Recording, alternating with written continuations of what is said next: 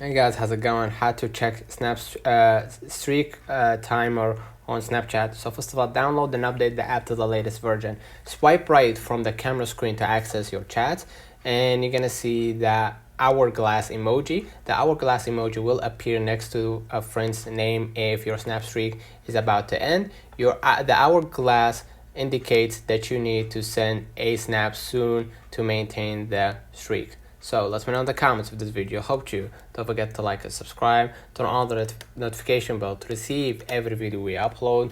Thank you for watching. We will definitely see you in the next one.